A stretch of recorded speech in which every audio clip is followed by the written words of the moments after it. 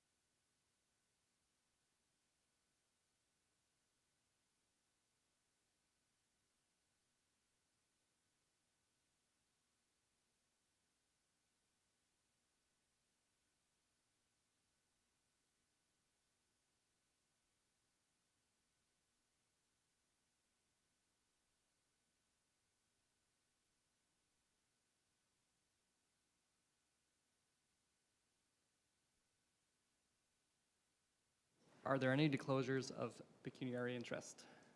Councillor Jaworski? Thank you. Through you, Mayor, I am declaring interest on a portion of the identifiable individual item in closed session as it involves a member of my family. Thank you. All right, thank you. Are there any amendments to the agenda? Yes, through you, Mr. Mayor. We do have an addition to the closed session portion of the meeting tonight, and that would be under the labor relations and employee negotiations exception. All right, moved by Trevor Bougie, seconded by Martin Lang. Be it resolved that the Council of the Township of South Glengarry approve the agenda as amended. All those in favor? Any opposed? Seeing none, carried. Any questions or comments on the approval of the minutes? As you see, the Committee of the Whole from February 1st, previous meeting minutes February 6th, or public meeting minutes from January 16th. Seeing none, moved by Martin Lang, seconded by Sam McDonnell. Be it resolved that the minutes of the following meetings, including any closed session minutes, be adopted as circulated. January 16th, 2023, public meeting minutes. February 1st, 2023, Committee of the Whole minutes. February 6th, 2023, regular meeting minutes. All those in favor? Any opposed? Seeing none, carried. All right, we'll move into Section 6, presentations and delegations. Up first, 6A OPP update from Sergeant Norm Lamantang. Please come up and remember to turn your mic on. Thank you.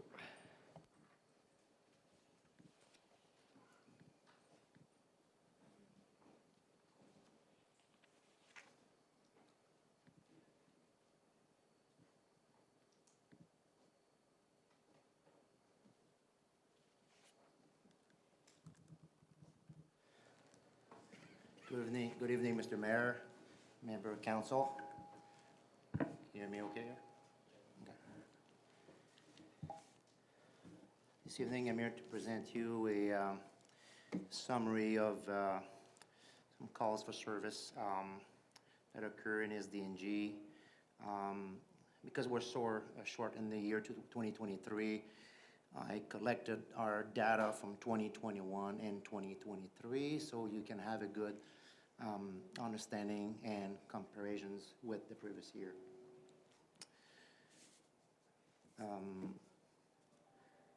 Also part of this, there is also a component of domestic dispute, which I believe there was some interest, as I would speak about and open to your questions if you need to. Just bear with me here. Okay. First of all, I'd like to start with the year 2021 was obviously affected by the pandemic, and you'll notice that calls for service during that period was quite significant compared to 2022, and now it's hard to tell for 2023, but obviously as we move along the next in a few months I'll be able to present you more data to date for 2023 as well. Okay, so let me start with some collisions. For collisions, if I start with the year 2021, the South Glengarry Township area, we had 196 collision reported to the OPP, as opposed to 282 collision for 2022. What I did is I made a comparative with SDNG, the whole SDNG, the 6 counties, so you can that gives you a little bit of perspective to where we are for South Glengarry. So the average for SDNG during that same period of time for 2022 was 290 collision, which is about 3% lower average for South Glengarry. Mind you, collisions, weather, every year is kind of different. So, that does not include the 401. If I look at the ride, reduce impaired driving, the year 2021 we had 27 for South Glengarry, as opposed to 56 for 2022. So that's an increase of 107% of number of rides that occurred in South Glengarry. The average for SDNG was 74 for the year 2022, and which is a little lower than the South Glengarry average. Impaired operation with alcohol or drugs, the year 2021 we had 9 and 25 for 2022. So here you can see quite a significant change, likely greatly due to COVID. With restrictions, a lot less of people on the road, a lot less of vehicles, therefore a lot less impairments, interception by our officers. Break and enter, we have the same kind of figure for 2021. We had only 6, as opposed to 16 for 2022. So you'll see there's quite a bit, it's 167% increase. But because most of the families were at home during that period, the likelihood to be break and enter is a lot less because there's people present at their house during that period of time. So for fraud, obviously 2021 we had 43 as opposed to 31. A lot of it internet fraud. So people are more exposed to scam through internet. Mischief, we have 31 2021 as opposed to 32, which quite the same for both years. The average for SDNG was 31, you see, so it's quite the same across the whole counties. I'm going to move on to property crime, which I want to be talking about assaults. In 2021, we had 27 assaults as opposed to 32 for 2022, which is a slight increase of 19% compared to the year before. Sexual assault, we had 20 events reported to the OPP in 2021 as opposed to 13 in 2022. The average number of sexual assaults for the year 2022 for SDNG was 14, and which is but South Glengarry is about 9% below average. That gives you a quick rundown as what all the calls were, were situated. So domestic dispute. Over the year 2021, we had 54 domestic dispute occurrence in South Glengarry, as opposed to 46 for the year 2022, which is a small, it's a decrease of 15% compared to 2021. As I referred to earlier with the pandemic, most of the people were at home, and the likelihood to have domestic occurrences increase. And then if I look at the comparative for SDNG, the average is 64, so which is 28% less for South Glengarry. Part of the domestic disputes, 16 charges were laid, criminal charges were laid in 2021, and also 16 criminal charges laid in 2022. The average for SDNG was 18.8, which South Glengarry, it's a little lower than the average of the rest of the counties. Another one too is the mental health. Mental health is another quite a significant amount of calls our officers are being called upon. 2021, we had 63 in South Glengarry mental health calls, as opposed to 39 for 2022, which is a 38% decrease. We currently have, as you are probably all aware, our MCERT unit, our mental health crisis response team, which consists of a nurse and an officer that are double up and respond to mental health calls. First of all, for safety reasons, my frontline officers respond to the call, and if situation permits, then they call in the MCERT unit to respond. This this reduces actually significantly the amount of apprehension of a mental health patient to go to the hospital. So that's why you see some kind of numbers like this, greatly due to our MCERT unit being proactive.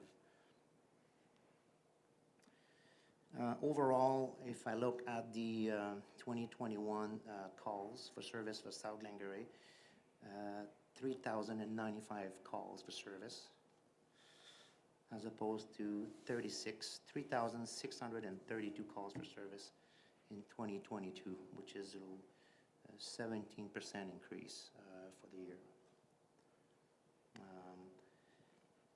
The average for SDNG was about 4,607 calls per service per counties across SDNG.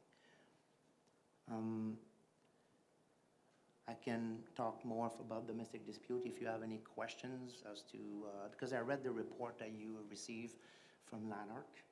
I guess there was some proposal being done in Lanark, so I'm open to any questions if you want.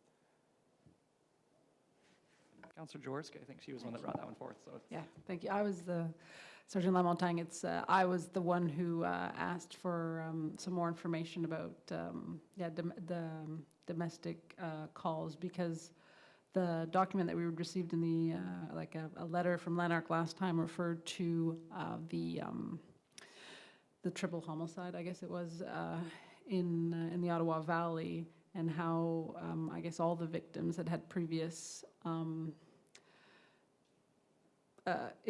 how do I want to say this, interaction with the person who eventually killed them, and that, you know, domestic abuse is, they refer to it, one of the recommendations out of the coroner's inquest was that these domestic issues should be considered like a pandemic in rural areas, or declared an sort of an emergency situation. And so I guess I was just hoping you could speak a bit more to that, about how our area maybe compares to others, or if you think there are specific supports that might be missing, or that we should advocate for more to support victims of domestic abuse. Thank you. Yes, thank you for this, for bringing this up. The OPP is really committed to reduce victimization. Not only this is only for the SDNG OPP, it is a strategic plan for the OPP across the whole province. Reduced victimization is the priority for any domestic calls. Domestic calls, I've been in policing for 25 years, and domestic calls is probably the most difficult and challenging calls for service for our officers to be exposed to. Every single one are unique, and it need to be looked into, it need to be investigated, and there's a context for each one of them. Every time it's different. Obviously, we have policy in place for dealing with domestic, like any other calls, but that one is is particular because the risk factors are a lot higher, and every time our officers are responding to a domestic situation, there's a series of questions they need to ask to the victim, okay? And we call them the risk factors. And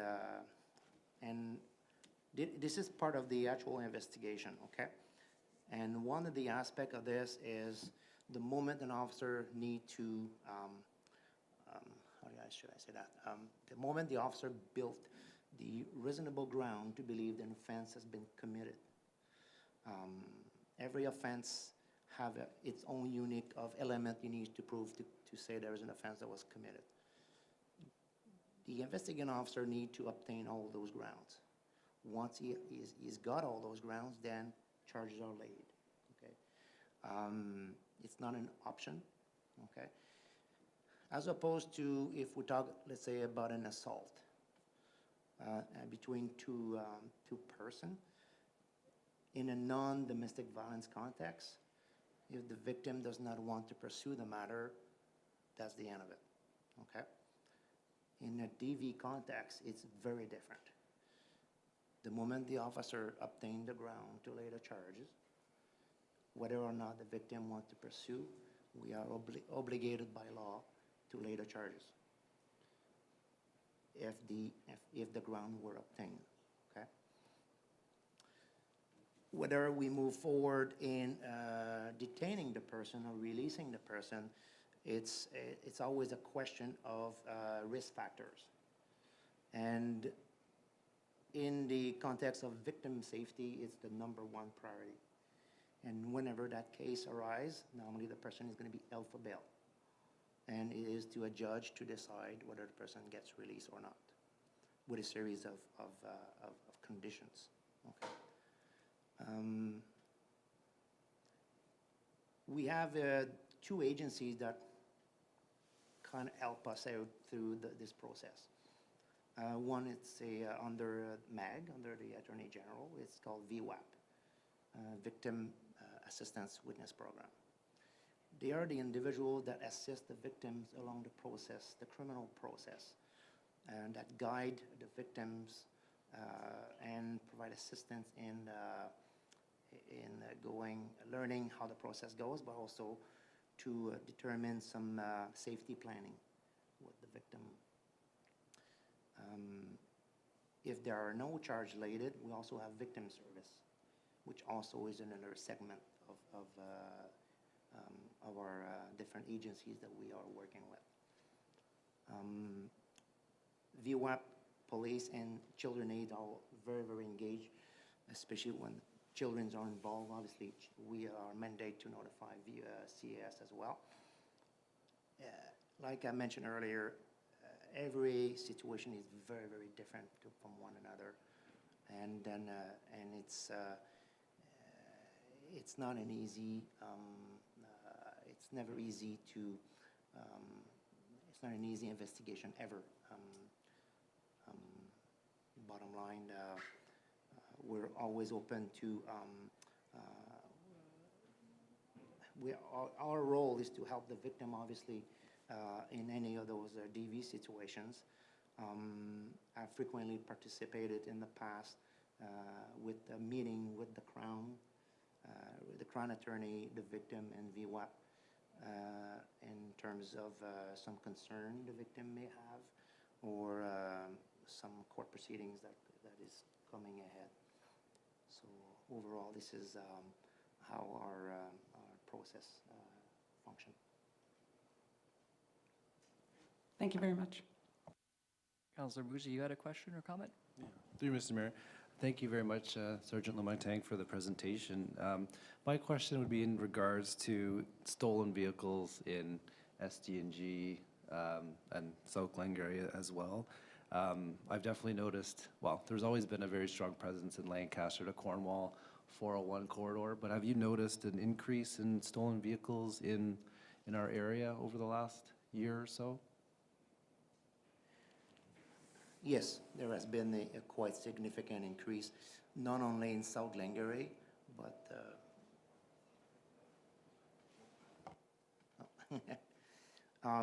it's across the entire province and in Quebec. Obviously, because of where we are situated on the 401, we are facing a very regular situation where we are dealing with stolen vehicles. Our pursuit policy is very, very strict, and the main purpose of our pursuit policy is protect victims, protect our officers, protect the public, and then we use what we call alternative measures to, when safe to do so, to intercept individuals that are confirmed driving a stolen vehicle. This is another problem, but which is way above our borders. But here our officers are very diligent, and safety is number one priority for our members and our public. Sir McDonnell? Through you, Mr. Mayor, thank you for coming this evening and giving us that update. I guess I had a comment as far as thanking you, and I have noticed myself a stronger presence on the 401, especially around Lancaster, actually, and a few different operations. I guess I've just reaching back to our CAO, who's not here this evening. We'd seen a number of operations you guys have handled there, and stopping some of these stolen vehicles, and seeing not just here in SDNG but across the province. And I myself actually drive one of these high susceptible vehicles, I guess, and I was actually going towards Montreal one morning and was stopped just to check that it wasn't stolen. So I do appreciate to see that. Speaking as my father had his vehicle stolen, so it's good to see that presence is there, and that our law enforcement's taking it serious, and I appreciate you coming this evening. Thank you. Just to touch a little bit on the stolen vehicle part, there's different steps that people normally should take to prevent. Obviously, when they are subject, well, depend on the type of vehicle they have, but you likely, if you believe that you're likely to be a subject of being a victim of stolen vehicles, there are simple things sometimes that might help to prevent you from becoming a victim of. Sometimes it takes a little investment, just as simple as a club. It might cost you a little bit of money to invest in a club. The simple reason is, based on what I've seen, is a lot of cars, most of the cars are stolen within seconds, within minutes. So time is the essence, okay? And if you eliminate that timeline and you create times, it'll take longer. If they really want it, you're gonna lose your vehicle. But if it'll take maybe 5-10 minutes to disable the arm on your steering wheel, they might just skip your vehicle, just because it's a deterrent.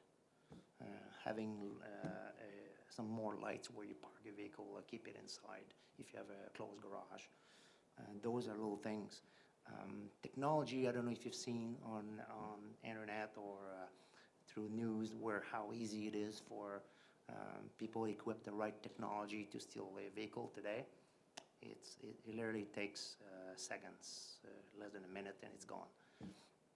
So you may invest in a club for $100 or so, and it might save you a $80,000 vehicle. So, thank you. Thank you for those prevention tips. Are there any other questions from council? All right, well, thank you, Sergeant Lamontagne. It's always a pleasure to receive a report. Those numbers always fascinate me. Thank you. Thank you. You're welcome. Okay, presentation 6B, the Raisin River Canoe Race 50th anniversary. Lisa Deland.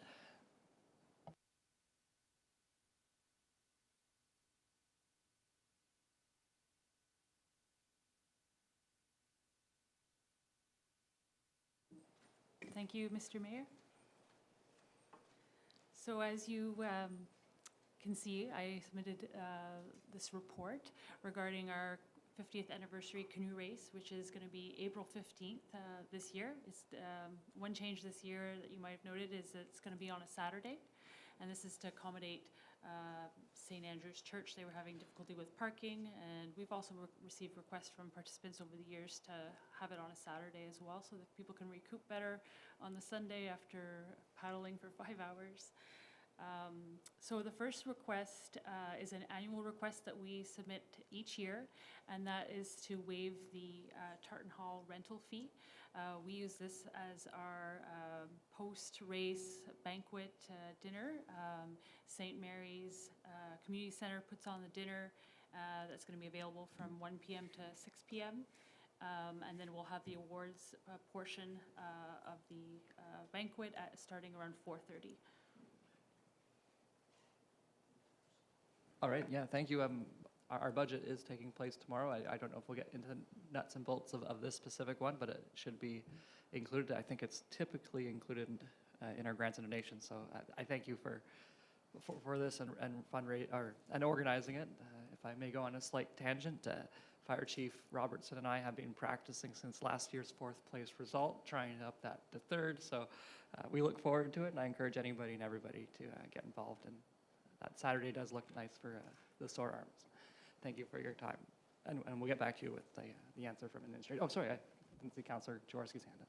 Yeah, thank you, through you, Mayor McDonald. Just to double check though, you're also hoping that we specifically consider the canoe race painting, right? I mean, I thought maybe you wanted to speak to that. Yeah, I'm going to speak to that next. So it's like sorry, it's okay. So it's like a 3-portion ask.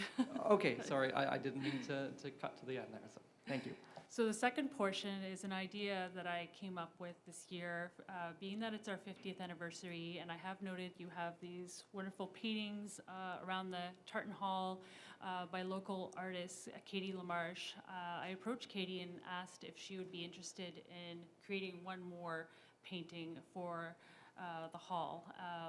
And speaking with Sherry Lynn, we thought that this vacant wall over here to my left would be a good location to have a new canvas mural painted representing the canoe race. So there would be no cost associated for the township. The Raisin Region Conservation Authority would like to pay the artist to do this painting, and it's sort of like as a thank you to you guys for allowing us to use your hall every year, and as well for the shore-based water rescue that you provide for a race every year. Do you wish to discuss point by point, or just let the meeting go, the next request come, and we'll talk about them at the end? Okay, yeah. Go ahead with the shore-based rescue. Third request is, again, an annual request. The race wouldn't be possible without members of our safety committee, which comprise of many different people, but one of the most important people in the race are the assistance that we get from South Glengarry Fire Services. As you know, the race is mostly in South Glengarry, only a small portion is in South Stormont. So South Stormont does participate, but they're only involved in the race for maybe 2 hours. And then everything else is in South Glengarry. So there are some tricky spots along the race, and so we appreciate having the assistance of the firefighters to provide shore-based rescue at some of the tricky spots, you know, Martintown, Portage. I know I might get asked the question, but we never know if we're going to open the dam until the morning of. That call is made at 7 in the morning, and it's based on water levels. And then another tricky area is the McIntyre Rapids, and of course the finish line. A lot of people dunk right at the finish line. All right, I'll go to Councillor Bougie. Through you, Mr. Mayor, thank you for the presentation, and I think the canoe race painting is a great idea to add to the Tartan Hall. I think it'd be a complement well what we have already, and 50 years already. It's a great achievement that the Raisin River has been able to do, and it's a great event in South Glengarry. Shore-based rescue, I mean, it's definitely imperative, and I've been saved a couple times from the from our fire services going through the dam and not quite making it. So definitely appreciate that. And maybe the question Fire Chief Robertson? Does he feel like everything's adequate and he's prepared for this task? Thank you, through you, Mr. Mayor. Yes, we're ready to participate in the safety committee and provide the service as in years past. The financial grant that will be proposed in an upcoming staff report will be very similar to last year, so. Okay, great. Are there any other questions that comes out? We'll go Councillor Jaworski, then Deputy Mayor Lang. Thank you, through you, Mayor McDonald. Thank you very much, Ms. Dillon, for coming to see us. It's nice that we're able to meet in person and for you to speak to this is a great thing, 50th anniversary. And thank you very much for the suggestion or the offer for the canoe race painting. I agree that I think it'd be a lovely addition and a sign of the ongoing partnership between our township and the RCA in this great event. Thank you. Through you, Mr. Mayor, I'm all in favor. All right, straw poll says everything's probably coming back. Yes, thank you very much for your time. Thank you. Kelly? Through you, Mr. Mayor, just on a procedural note, so typically when we receive this request, we do come back with a staff report for the shore-based rescue component as well as the hall rental fee. And if I'm not mistaken, it's not so much a grant as it is a reimbursement of sorts. You may recall over the years, there was, for one reason or another, we couldn't do it just as a flat grant, but all that to say, we will come back with a staff report at the next meeting. However, on the piece with the mural, if council is in principle in favor of that, could we perhaps give some indication to Ms. Dillon tonight so as not to hold up the process till March 6th? Straw poll suggested yes, so please proceed with the mural, and thank you. And it's appreciated. Thank you very much, Mr. Mayor and members of council. I'll let the artist know this evening. She's very excited to start it. And one of the ideas I've sort of proposed, I want to give her sort of carte blanche to design a nice picture. However, it would be nice, I thought, to have a mural, a picture of like, it's actually a South Glengarry picture I think you guys took, but it's a canoe coming down beside the mill, and it shows the bridge in Martintown with the people behind it and along the banks. That's sort of like the idea that we're going on right now for a painting. Thank you again, and we'll go to our next presenter. I'll just go to the top here. Ontario Artisan Wineries, Mr. Craig McMillan.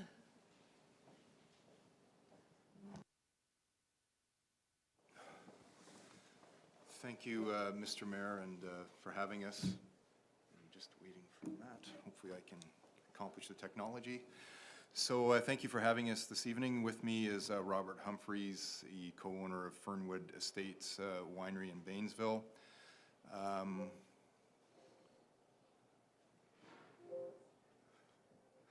already being, oh, there we go.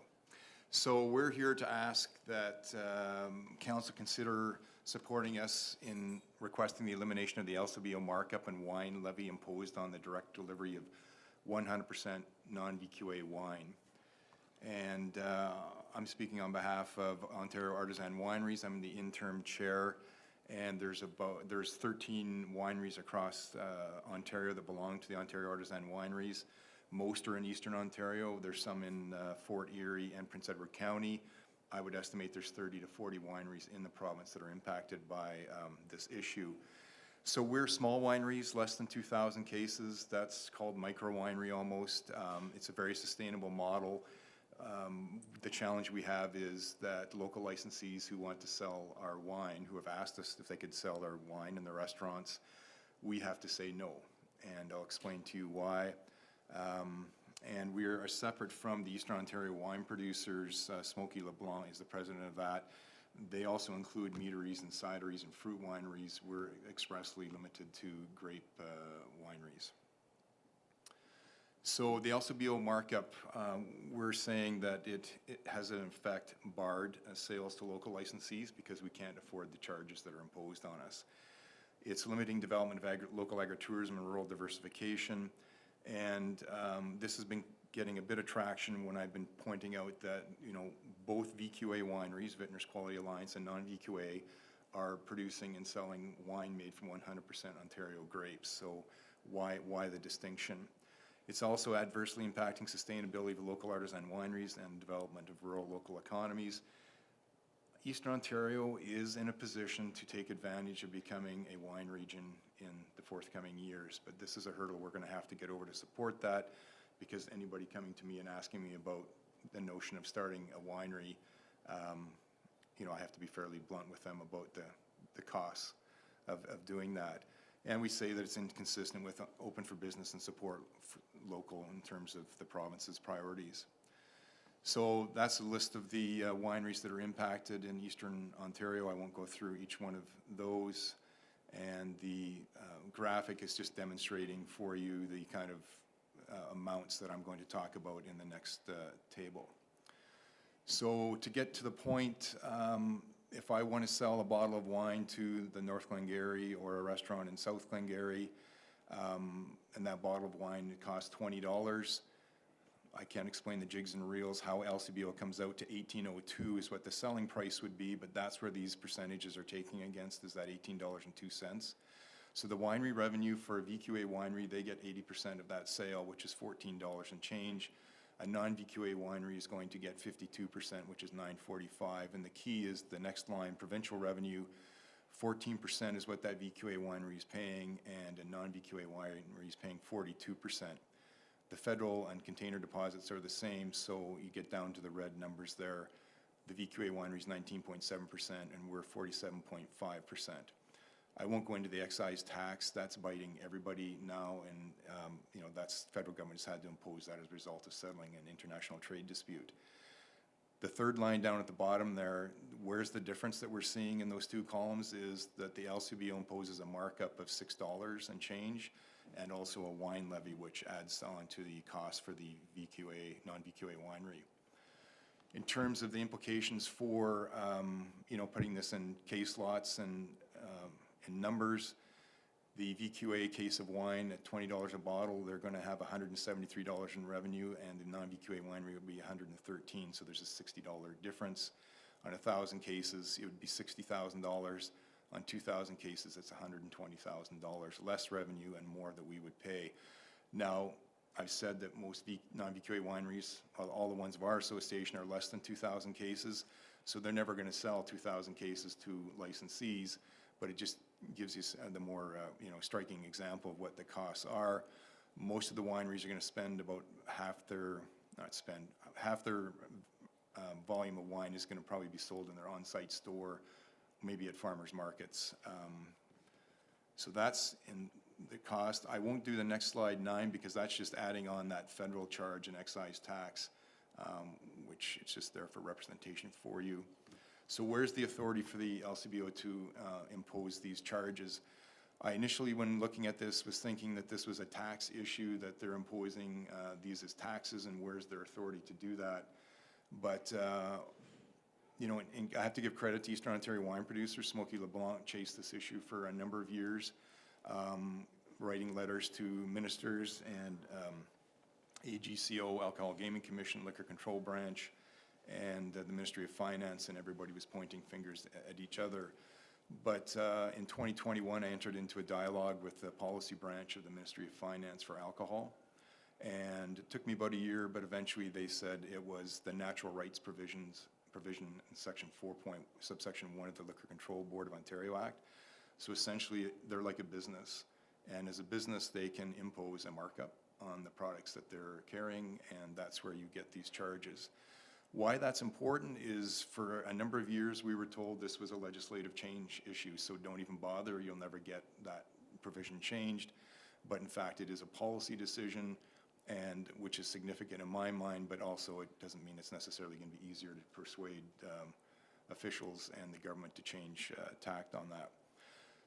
The irony is this would result in an increase in provincial revenue, because we would start selling wine to local licensees, which would increase revenue for the province, which they're not getting now because of the exorbitant charges, which we think would be good for rural economic development and partnerships. So just to summarize where we're at, we're taking a multi-tiered strategy. The creation of the Ontario Artisan Wineries in March of 2022 was a direct result of feedback we were getting that we needed to have a more broader voice than just Eastern Ontario. So we're small right now. We're hoping to grow if we have some success. Grape growers late last year came on board by passing a resolution saying that they supported equal treatment of VQA and non-VQA wine because from their perspective, it's 100% Ontario grapes that's at play. That was a fairly significant development for us and in the wine industry. We've had really good support from the Glengarry Federation of Agriculture. Duncan Ferguson and the board supported myself and the OAW. We attended the AGM, had a very strong showing on a resolution we proposed, which was recently adopted by the board of directors of OFA, and in your materials you'll have a letter that the OFA recently sent to the Minister of Finance requesting the elimination of the LCBO markup and wine levy. The Township of North Glengarry has been very supportive as well, and was critical in getting a delegation with the Minister of Finance's office where we presented to the parliamentary assistant. Mr. Stephen Leardy is a MPP for Essex. He recently indicated his support and will be speaking with the Minister of Finance. MPP Steve Clark has also written a letter recently and will be speaking with his colleagues this week, he's advised. I've spoken with MPP Goldie Gamari, and she's on board and will be writing a letter. Stephen Sarzan was at Roma with us, but he'll also be writing a letter. And Todd Smith, Bay of Quint from Prince Edward County, has confirmed his support and will be speaking with the Minister of Finance. And MPP Nolan Quinn from this area has indicated his support and wrote a letter which I've provided and will be in your materials.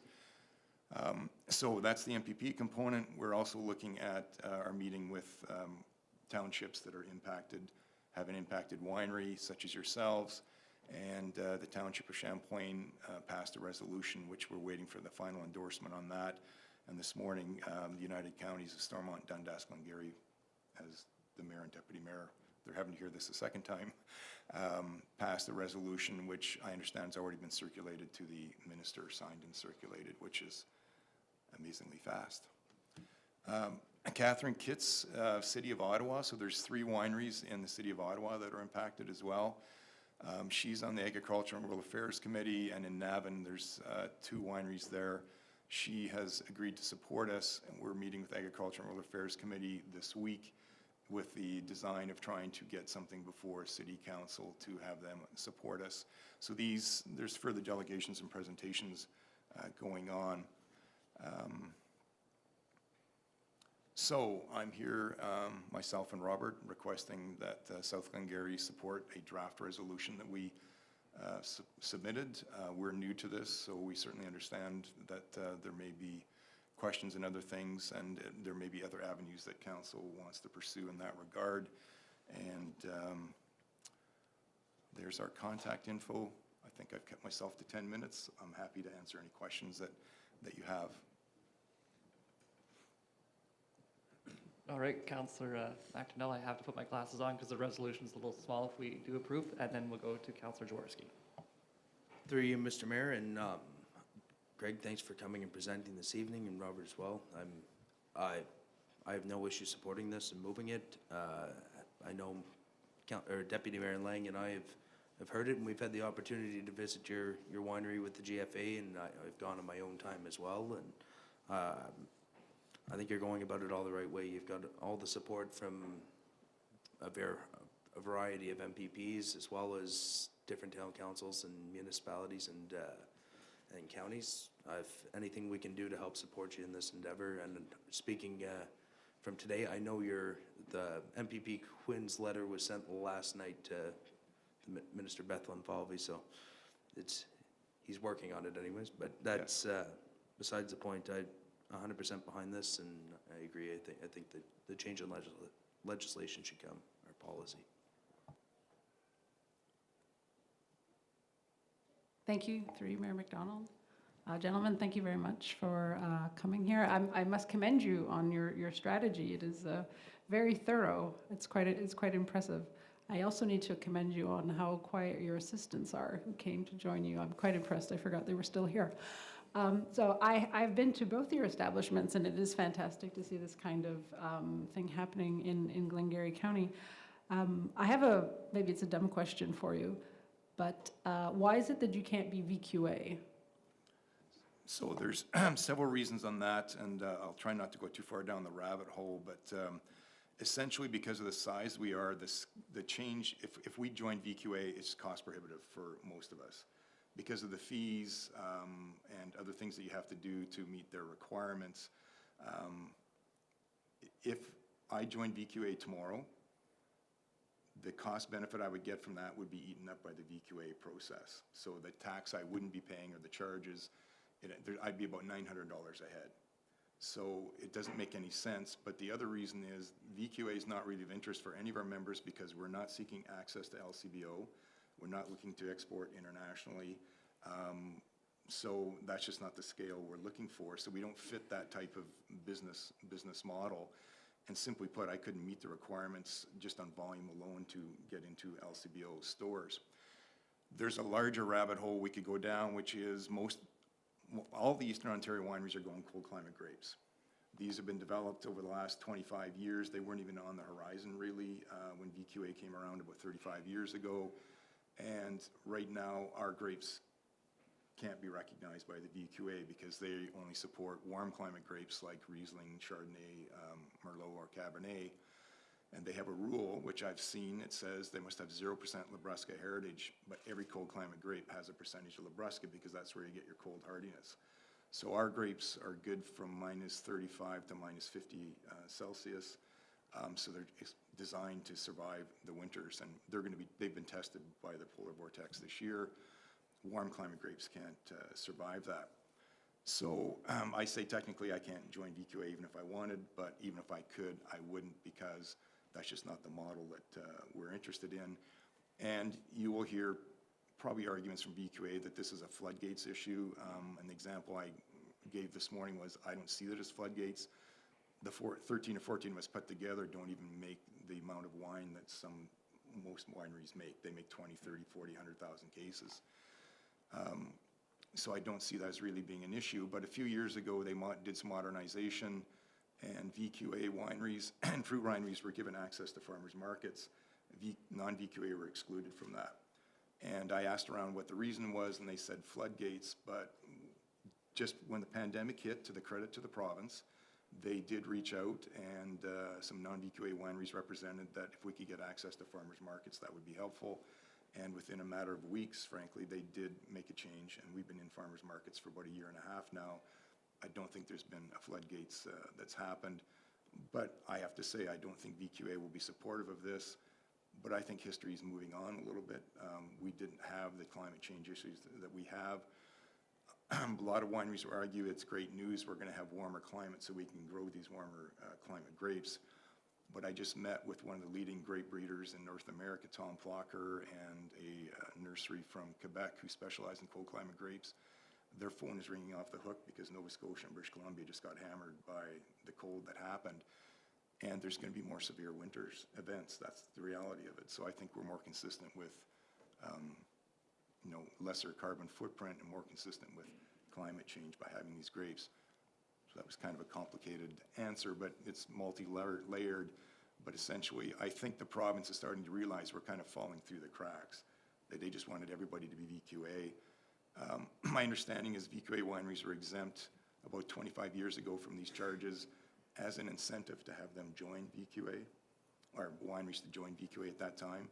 But I think they can either survive on their own if it's a good, viable marketing approach. And I think VQA has done a lot for the province. There's no question in the wine industry, but I see things as changing a little bit. Thank you very much. I do appreciate that. I believe Deputy Mayor Lang had a question or comment.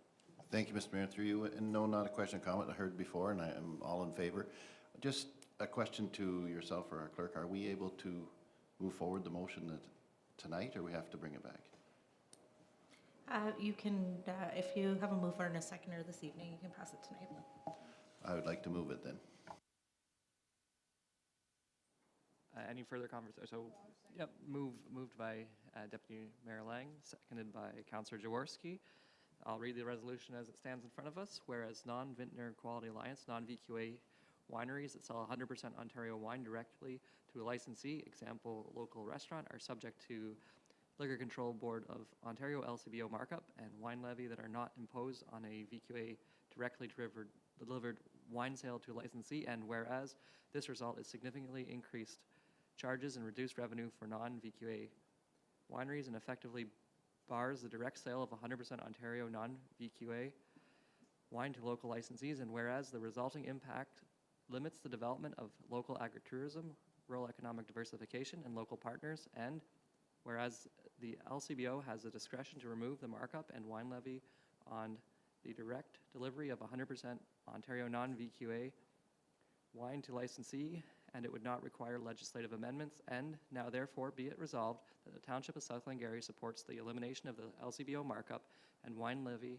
imposed on the direct delivery of 100% Ontario non-VQA wine to a licensee, and further be it resolved that this resolution be circulated to the Minister of Finance, the Minister of Municipal Affairs and Housing, the Minister of Agriculture, Food and Rural Affairs, the Minister of Economic Development, Job Creation and Trade, the Minister of Red Tape Reduction, and the Minister of Tourism, Culture and Sport. All those in favor? Any of opposed? Seeing none, carried. So that will make its way into that. And I believe that the county's also mentioned that they're sending this out around to all the municipalities, all 444, so that will also be done, which is great too. So Okay. thank you very much for your Thank you very presentation. much, Mr. Mayor and Council. Well, thank you. All right, then we will move into action requests. Approval of the 2022 Water and Wastewater Annual Reports. Mr. Sege, I'll read the resolution as he's walking up. Moved by Sam McDonnell, seconded by Stephanie Jaworski. Be it resolved that the staff report 25-2023 be received and that the Council of the Township of South Glengarry accept and approve the 2022 annual reports for the Redwood Estates, Lancaster and Glenwalter water treatment plants, and Lancaster, Green Valley, and Glenwalter sewage treatment plants. Please proceed. Yes, thank you, Mr. Mayor, and through you. So this evening's staff report's fairly quick and simple. The first one, it's just I'm looking for approval on the 6 water and wastewater reports for the year 2022. So these reports will be submitted to both the Ministry of Environment and also on our township website, just to be transparent with all of our users and any other public who would like to review our numbers. So just it would be a quick approval tonight in order for us to move forward with this, as we've submitted the final version. Okay, those hearing any questions? Okay, those hearing the motion as read, all in favor? Any if opposed? Seeing none, carried. We will move to 7D, Drinking Water Quality Management Standard, DWQMS, endorsement. Moved by Stephanie Jaworski, seconded by Trevor Bougie. Be it resolved that staff report 26-2023 be received, and that the Council of the Township of South Glengarry receive the Drinking Water Quality Management System Operation Plan Manual Version 9 dated February 10th, 2023, and that the Mayor and the Council reaffirm their commitment to the operation plan, and furthermore that the Mayor, Clerk, and Operation Authority representatives be authorized to sign and endorse the document. Go ahead, Mr. Sege.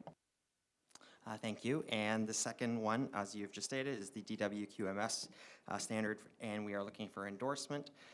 So the last time we brought this to council was back in January of 2021 for endorsement, which was passed, which was version 8. So there's been a couple changes to element 21, which makes us have to come back to council for another endorsement. It's also a great time as it's we're seeing some new faces at the council chamber tables.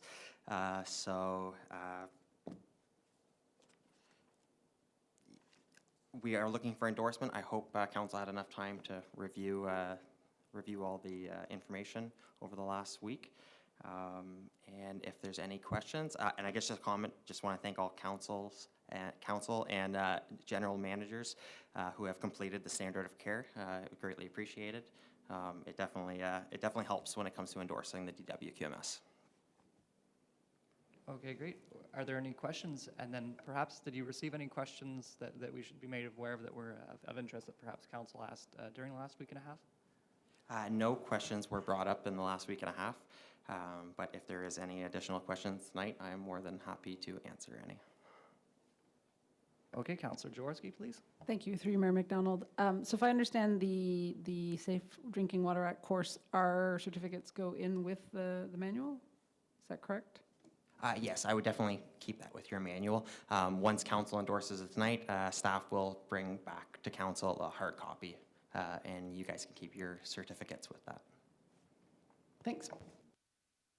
On the topic of the training, I know that one was .3 and there was another one for .1. Would both be required? Or was the .3 one I thought was the main one, just to be sure that we're trained into the Yeah, appropriate so capacity? the .3 CEUs should be sufficient for the entire course.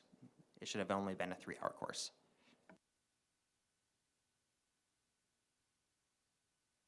Yes, it was 144 slides, and some of those slides had 10 or 12 slides on them.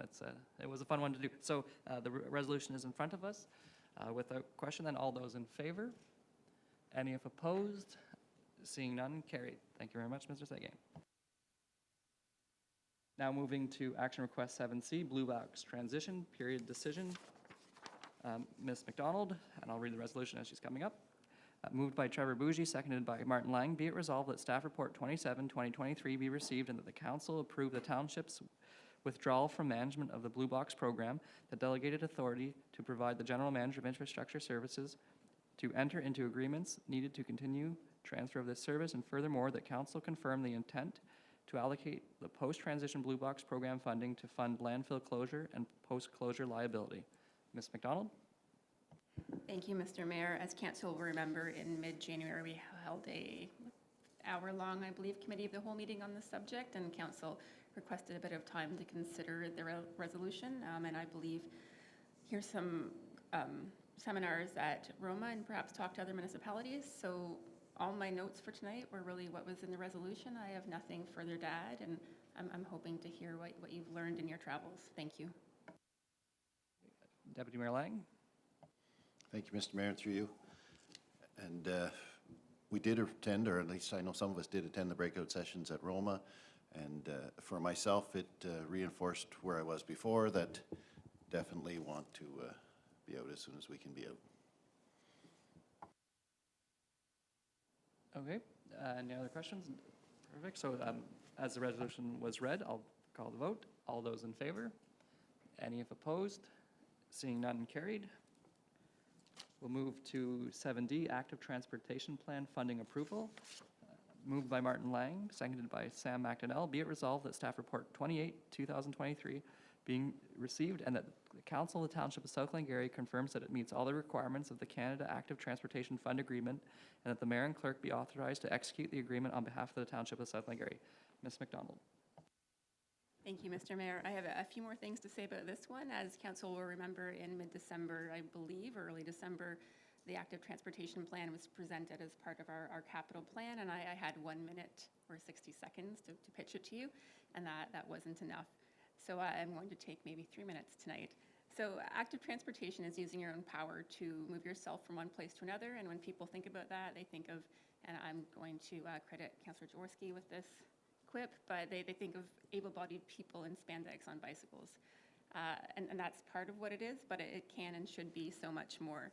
So I have a little quote here, and it's: the built environment, which is what infrastructure is, impacts how we live. It shapes what spaces and activities are accessible to us. It influences our air and water quality and affects our resilience to weather. At its best, the built environment anticipates our future needs. Or if we're being super fancy, like our built environment should be like future ready. So not just looking at what we are today, but at what we could be in the future. Active transportation through that can provide equal access. Sorry, I'm going to flip back. Whenever we think about active transportation, again, to able-bodied people, but that's not all it is. It should also provide equal access for people with disabilities, for our older residents, and for families with young children, so the more vulnerable sector of our vulnerable users. And as we heard tonight from the I forget his name, but the OPP delegation, that mental health calls in South Glengarry have increased by 38% over the past year. That's pretty telling, and when we look at the trends across Canada, really mental health illness or challenges are increasing, and one way that across the built environment we can help mitigate that. It won't take it away, but it's to provide more healthy and active outlets for people and to provide spaces where people can move by themselves to wherever they might want to be. And I'm going to tie this into our official plan, which recognizes active transportation and has a few really neat things. So active transportation plan is, I have the June 2021 consolidation here, and it covers off us. So the purpose of the OP, of the official plan, is to set out long-term goals and broader objectives for growth and development in the county. So we're part of STNG, so we fit into that, and this guides us. It also says that much of the growth and development will be directed to settlement areas while supporting the viability of the rural area. So in South Glengarry, our settlement areas are Lancaster, I believe they're getting Walter, and what's the third one, Joe? Green Valley. So these are areas where we have a lot of pavement or asphalt. We have the majority of our people living, and we're hoping to encourage people to live there. And our official plan notes that part of what we're trying to do is to accommodate the needs of persons with disabilities and older persons to remove land use barriers that limit full participation in society. And more or less where I'm going with that, and I know we're talking about active transportation, and why am I talking about our built environment, is we have goals and frameworks through our official plan to encourage growth in our settlement areas. And it's worth putting some money into this active transportation plan so that we can find a way to improve how people move within our hamlets and our settlement areas. So like right now they can go out and they can go places, but it's an older kind of style, and that's okay. But for a small amount of money, we can put a plan in place to hopefully get future funding to help improve those areas and encourage people to come into the hamlets and hopefully find a home in South Glengarry close to, you know, the Hendersons, the McDonald's, the possibly Casey's, or maybe it's changed names, hiding from the camera. And I had a few examples of areas where active transportation would really help out, and to kind of give examples of what the plan could talk about and then would help us get funding in the future. Because we know that these exist, but we can't pursue funding, and that is without a plan. So if we go and say, hey, South Glengarry wants money to do this, they'll say, prove to us that you've thought about this and it's not just a whim, that you're working towards a broader objective or goal. So when you look in Lancaster, we have the long-term care facility coming in. At our committee of the whole meeting, we've had so many of them. At February 1st, I believe, I spoke about, you know, it's a $40 million investment, Joe. It's bringing 100 jobs. I forget the other stats, but that's worth investing in and around. And when we look out into the Glen Walter area, I hear a lot of people who have families within Bayview Estates, and their children go to Holy Trinity. So how do children get from A to B along, let's say, the Purcells and the Tyotowns, and just kind of looking towards safety type things. And I had a note to relate things back to my consulting years, but not super interesting. So the ask here is to enter into this funding agreement. The project itself is $80,000. We received approval for funding of $50,000, so the township is putting up $30,000. And that's really it. So the ask is to allow us to enter into this funding agreement and allow us to kind of put some plans in place so that hopefully we can get future funding, and improving our hamlets is not all in the back of South Glengarry, but, you know, South Glengarry residents through provincial and federal funding. Thank you. Thank you. Councillor McDonnell. Through you, Mr. Mayor, thank you, GM McDonald, for the presentation. I'll just quote my colleague, Councillor Jaworski, when she says, we often don't have similar priorities. We'll say I'm often accused of thinking more on blacktop than bike lanes, but I see value in this, and I do like that you highlighted all of these, all of the areas within the municipality where this would come into play, because there is a value here to me, especially when we talk about having a plan and involving all of our partners on it, including the counties, because a lot of these areas you've mentioned, or I think all of them, our main streets or main drags often consist of county roads. So having the counties at the table with us in this plan would be great as well to see, and focusing on, you know, example, Highway 2, when we think of Glen Walter, lots of people, anytime I've ever been down there or talked to people from down on the front, often the complaint is traffic speeds, things like that. this may give us some opportunities to look for funding as well to mitigate some of those issues, and whether it's when it comes time for widening of the road, maybe getting some kind of funding through the upper levels of government, and as well as looking at some of our municipal roads that we do maintain. And as you said, the new developments in and around and going forward with some of these new developments. Active living has been a major part of all levels of government. We saw it with the MTO and the new bridge in Lancaster. We've got the bike lane on there as a request, and maybe a reminder to the MTO that it is in their mandate. So I'm glad to see this come forward, and I've struggled with it at times, but I see the benefit at the end of the day. There is a piece of this that I can really get behind and move forward with. So thank you for your presentation. Thank you, Councillor McDonnell. Councillor Jaworski. Through you, Mayor McDonald. I have to say, I prepared a whole bunch of things to say because I feared that I would be the only one supporting this. So maybe I don't have to say everything I wrote down. But I mean, Jan McDonald, thank you very much. You covered so many of the important points. And I think, like really the basis of this is, investing in really low-cost infrastructure that supports our residents who don't have cars. Or who have mobility challenges, and because of their mobility challenges, they can't drive a car. Or it could be someone who, has lost their license because now they have, specific health issues, and now, walking is really how they get around. So it's not just about point to point, it's also within our hamlets. And I know we get a lot of comments about, safety for children and speeding, and this is also something about making sure that kids who can walk to school can do so in a safe manner. And definitely the item of the LTC, that's, access to Smithfield Park, continued access about that. Having a plan in place, I think, will help us work much better with that developer about how to ensure that the community still has easy access to the park. And I guess one other anecdote I'll raise about Glen Walter, not only are there kids who might be biking into Cornwall to go to school, but, when I was knocking on doors in that area, I had folks telling me that they would drive their kids. So these are folks who live just a few streets over from Glen Walter Park, but they would drive their children in a car to Glen Walter Park because they were afraid of their kids riding their bike along a section of County Road 2. So again, the more we can get folks out of their cars and the more we can keep kids active without having to rely on their parents to get them to the park. And lastly, I guess the last one I want to mention too is it's not necessarily also hard surface trails. This can also apply to our Peanut Trail work as well, because that is also considered an active transportation corridor, or could be. So I think it's a low investment for something that could really open up a lot of possibilities and a lot more funding opportunities to continue on this path. So thanks very much for bringing this forward. All right, thank you. Does any other questions of council? Then we'll call the vote as with the resolution as provided. All those in favor? Any opposed? Seeing none, carried. We will now move to, I guess it would be bylaws, section 8, emergency planning program and emergency response plan bylaw.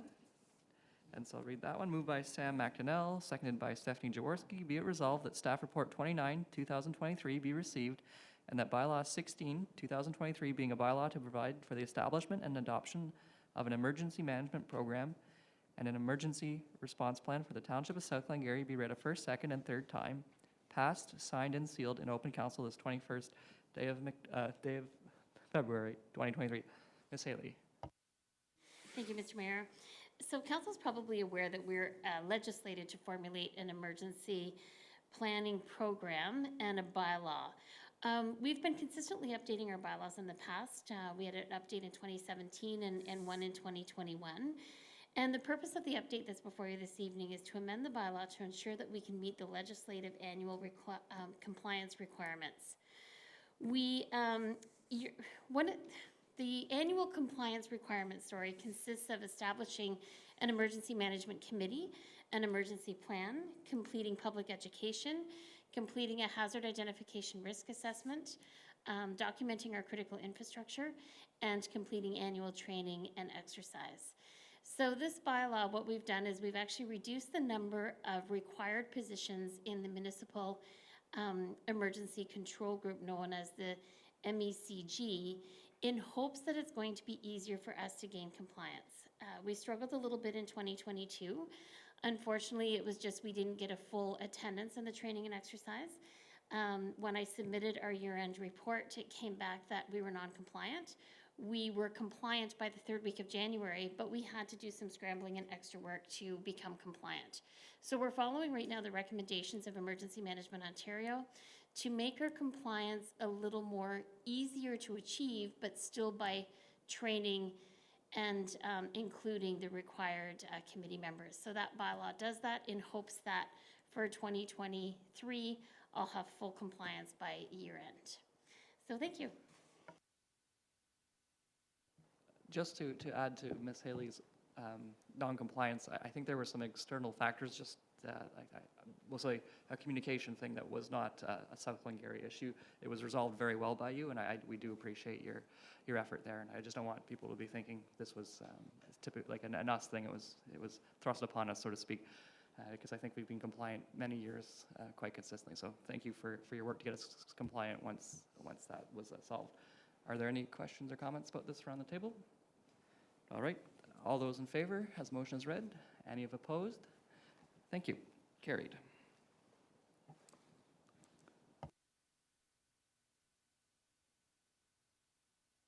So with nothing being pulled from the consent agenda, moved by Stephanie Jaworski, seconded by Trevor Bougie, be it resolved that the Council of the Township of South Glengarry accepts the consent agenda. All those in favor? Any opposed? Seeing none, carried.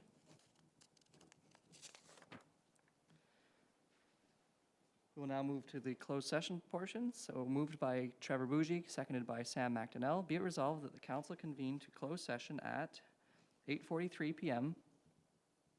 to discuss the following items under Section 239(2) of the Municipal Act, SO 2001.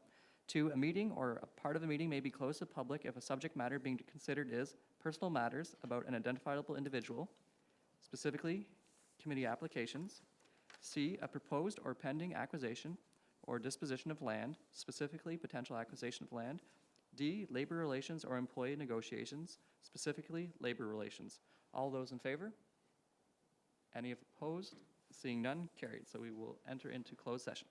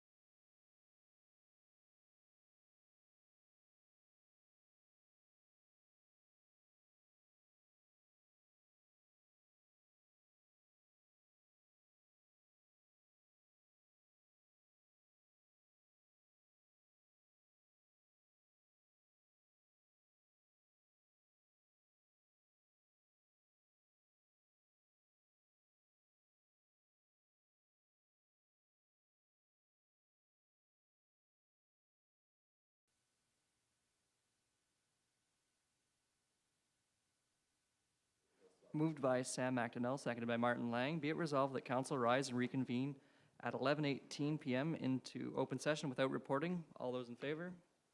Any opposed? Seeing none, carried. Be it resolved that council extend the meeting beyond the regular 11 PM closing session. Do I have a mover and a seconder for that? Moved by Councillor McDonnell, seconded by Councillor Bougier. All those in favor? Any opposed? Seeing none, carried. Excuse me, my notes are just a little. Be it moved by Martin Lang, seconded by Trevor Bougie. Be it resolved that administration be directed to carry out all actions as specified in closed session minutes. All those in favor? Any opposed? Seeing none, carried. Moved by Sam McDonnell, seconded by Trevor Bougie. Be it resolved that bylaw 17/2023, being a bylaw to adopt, confirm, and ratify matters dealt with by resolution, be read a first, second, and third time, passed, signed, and sealed in open council this 21st day of February 2023. All those in favor? Any opposed? Seeing none, carried. Moved by Martin Lang, seconded by Trevor Bougie. Be it resolved that the Council of the Township of South Glengarry adjourn to the call of the chair at 11:19 PM. All those in favor? Any opposed? Seeing none, carried. All right. Thank you, everyone, for your time. And those viewing in, welcome back. Have a